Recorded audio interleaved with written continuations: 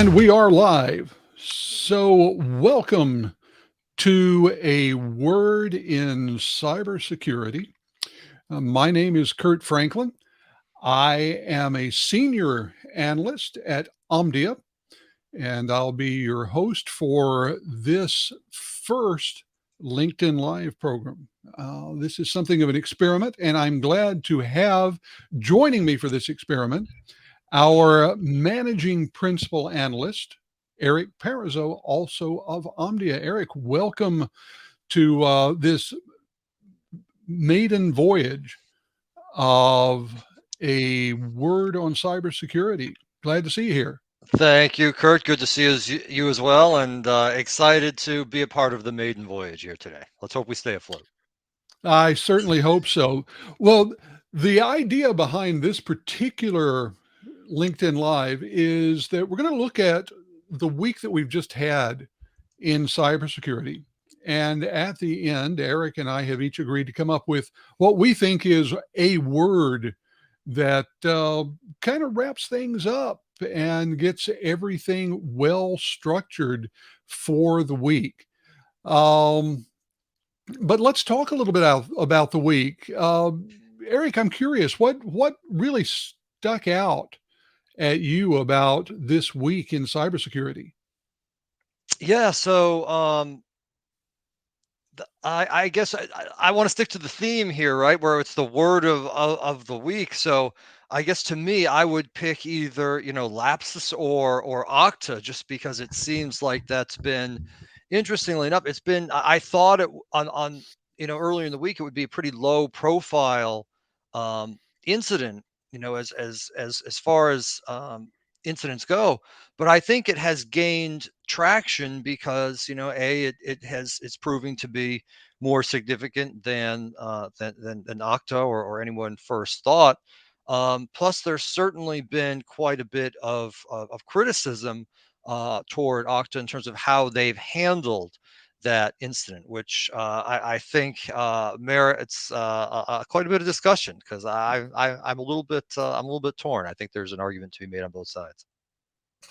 Well, one of the things that caught my eye about this is that, like you, when the first word came out about this, it seemed like kind of a non-story. A little bit of hackers got into a few things, but no big deal. And yet, it seems to have hit on several different themes that we've been seeing in cybersecurity over the past, well, 2 or 3 years. One of the big ones being this notion of supply chain and third party risk.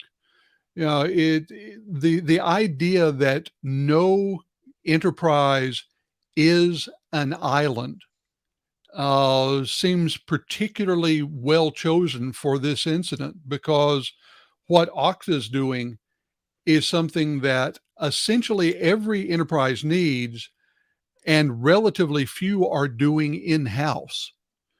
Does that square with some of your thinking on this? Oh, absolutely. I mean, I don't think it's any secret that anyone who wasn't aware of the supply chain risk learned that pretty quickly with the SolarWinds incident not too long ago.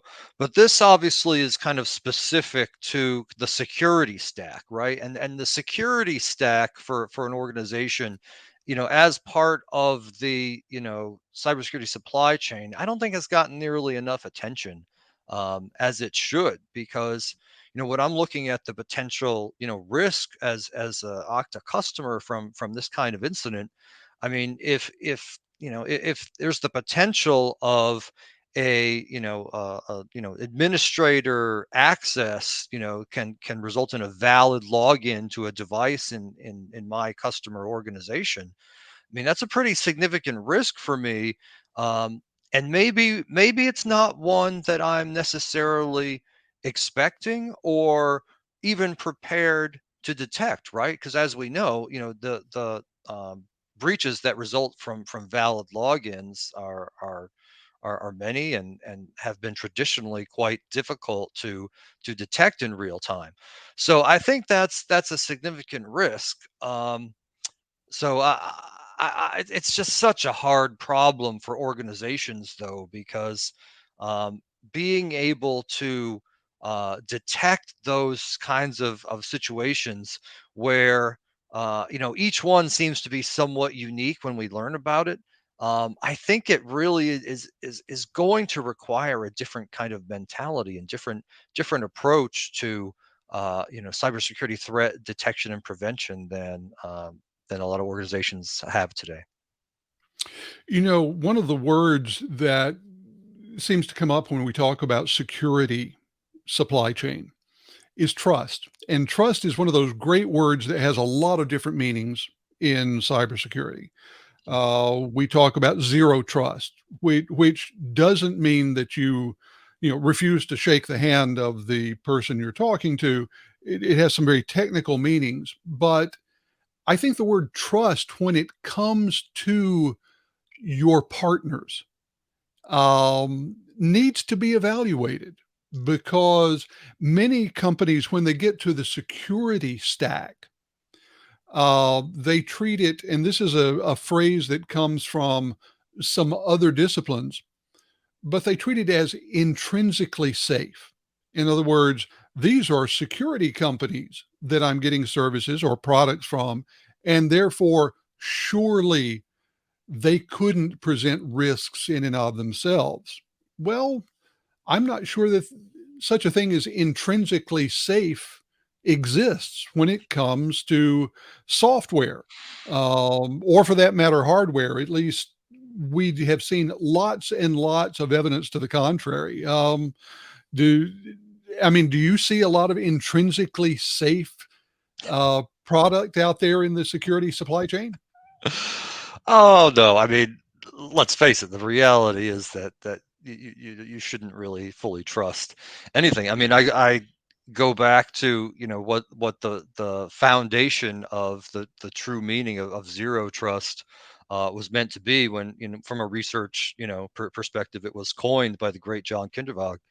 Um, and it really is supposed to mean no trust. It means don't trust anything, If you want to have, and this sort of gets warped by a lot of different vendors at this point because they take zero trust to mean, oh well, you shouldn't trust anything, but you can trust us. We'll show you how you can have trust the right way. When in reality, it should be no. You shouldn't inherently trust anything. If you want to have levels of confidence and have defined metrics on what those levels of confidence can be, that's fine. But that's different from trust because trust is binary. Either it's yes or no. Either you trust something or you don't. So I think that's a concept that again really it has yet to really hit home throughout the industry in a way that I think could make it truly impactful. And just to pivot on the trust idea for just a minute, Kurt, just to talk about Okta and how they've kind of handled the situation, because I think that's important too. Because if there is going to be trust, right, it's not going to be in the solutions. It's going to be in the vendors that you work with in your security stack to be able to prevent and detect these kinds of things, right?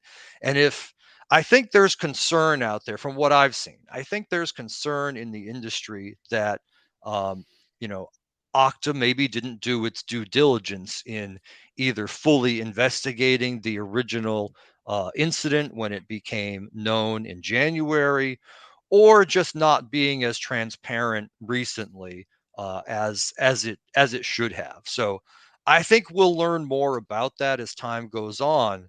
But what fascinates me is let me say this, I'm completely speculating here, so I'm out on a limb. But I wouldn't be surprised if we come to learn that Okta did a more thorough risk analysis of the situation back in January than we know they yet than has been made public. And they probably concluded something like, you know what, we think there's like a 2% risk that anything happened. Um, and we're going to make the business decision that we're going to accept that 2% risk and say, all right, I think we'll be fine. Now, if you're a customer and you're affected, you're probably not going to be happy that they accepted that risk. But if you're Okta and you're making a business decision about your business, then you can understand how they made that decision. Anyhow, I think we're going to learn a lot more, and I think it's going to be very fascinating to learn exactly how and why certain decisions were made between January and now. I agree. And I think that one of the things that we're seeing in the industry right now, and some of this is being enforced by regulation that's coming down the pike, is greater transparency. For the longest time, there has been the assumption that there was a lot more going on in terms of breaches and you know, violations of different protocols and policies than we knew about, because companies had a vested interest in keeping those things quiet. Well, now an increasing number of laws and regulations say, no, you can't keep them quiet. If someone succeeds in breaching your network, you have to tell us within a certain amount of time. And the other thing that I think is critical, you point out that risk is a numbers game. And while we can talk about zero trust, no rational person talks about zero risk. There is always some risk. And the idea is being able to quantify that risk and then manage it appropriately. And I think the big question that's going to come up, and I will trust right now that Okta will have a suitable answer, is that they did appropriately um, analyze the risk, and that they did appropriately manage the risk. But that doesn't mean that they eliminated the risk. So it's a good lesson, and I hope that it's one that will not be too painful for any of the organizations affected by this particular breach. Yeah, Now, and yeah, I'll just jump in real quick on that because I have been a little surprised because there have been some very, given that I think it's still a situation that we don't really know everything about yet.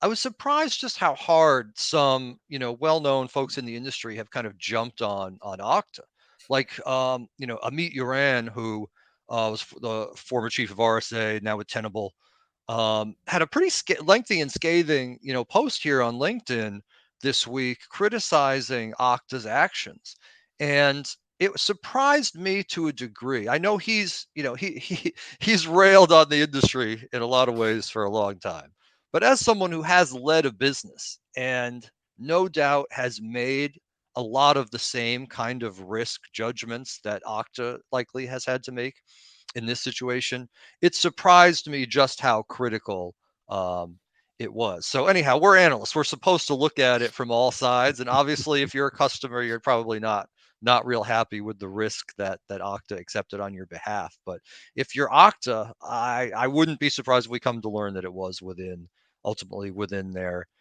window of acceptable risk, and they just got really unlucky. getting really unlucky is one of those things that it's really hard to build into your planning, and it's going to be interesting, as you say. Mhm. Well, now I want to pivot to my word and get your take on my word, because my word for this week is anticipation. And here's the big reason.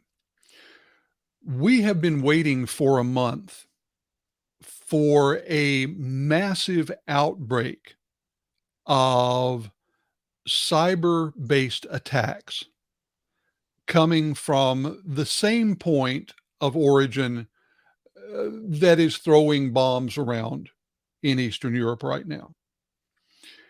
And so far, while there has been some activity, we haven't seen these massive waves of attack either on US critical infrastructure, UK critical infrastructure, the critical infrastructure of nations within NATO.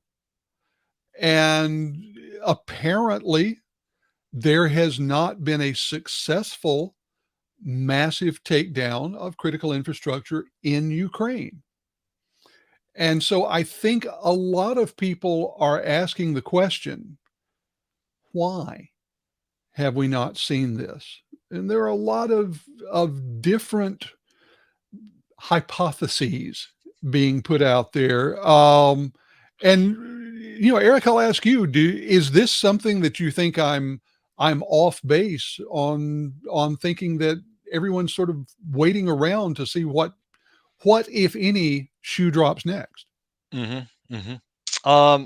Couple things, lot to unpack there. That's a great topic and great question, though, Kurt.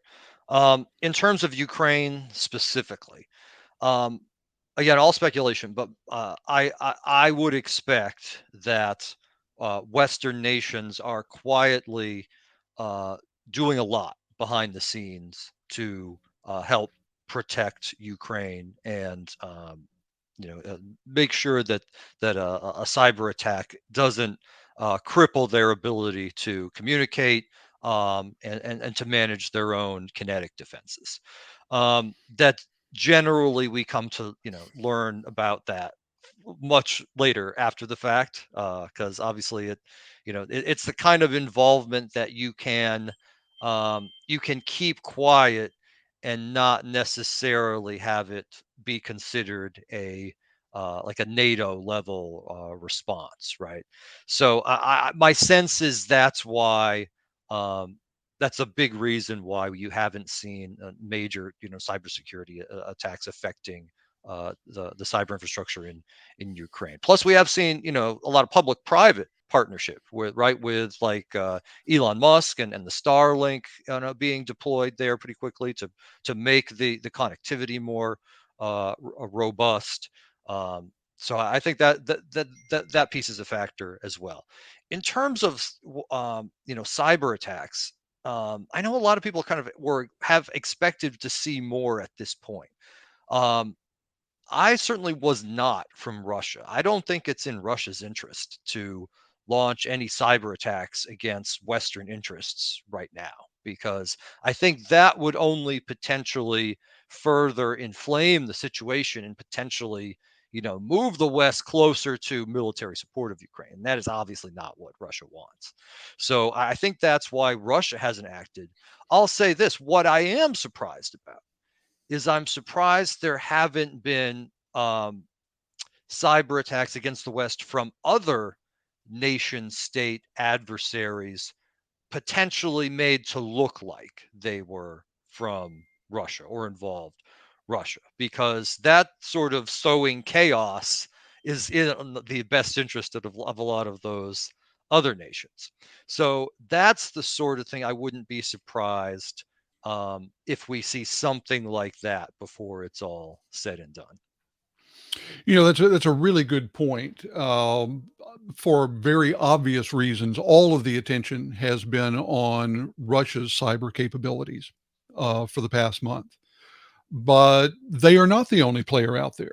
We know that there are at least three other major threat actors out there in the cyberspace, each of which tends to have their own set of priorities, but any of which could very easily take advantage of the attention that's being given to Russia right now. Um, to me, one of the big questions is going to be whether some of the freelancers out there decide to take action. Ukraine did put out a call for cyber volunteers to come in. Anonymous famously wrote in. Others have, which, depending upon your viewpoint, may be a wonderful thing for them to do. The problem is that when it comes to marshaling these freelance cyber talents, um, herding cats is an exercise in absolute discipline in comparison. And once these often very talented, um, but very curious people, I've often said that good hackers are the sort of people for whom the question, I wonder what would happen if I did this, is like breathing. once you get them started, it's hard to get them to stay in their lane. Um, so that I think is a very real concern. Um, and the other one that I have is that so many of the tools that are used, so many of the pieces of ransomware and other malicious software that are out there are essentially now open source. They are placed on, GitHub or dark web Git repositories. And frequently, when these come in their initial form, they have some fences around them. It's very common for them to have code inside that says that if through one or another mechanism, the computer on which they land is in a particular geographic area, just shut down and go away.